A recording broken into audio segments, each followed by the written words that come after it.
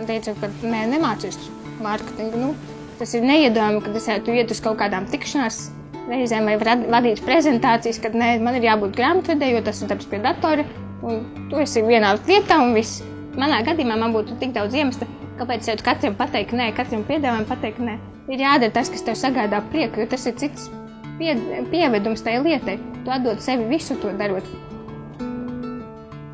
Dievs nepavēlti mums cilvēkiem ir devis ķermeni un prātu, un kādam ir paveicies, viņam ir abi divi. Es savā ziņā priekš šitiem cilvēkiem esmu mācība.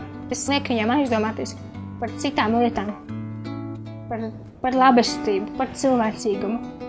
Patiesībā mēs visi esam ar vienādības zīmi, jo mēs visi esam cilvēki.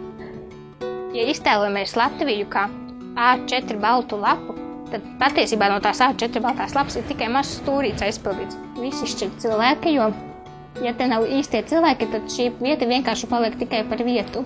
Te ir tik daudz brīvu, nišu, laukumu, kurus mēs paši varam aizpildīt, ka jaunie cilvēki nāks, tad viņi iedzīst to citu enerģiju, citu plūsmu, to vilkmi, kad gribas iet līdzi vilnim, nevis palikt malā. Man gribas, lai Latvijā ir vairāk gaismas no cilvēkiem.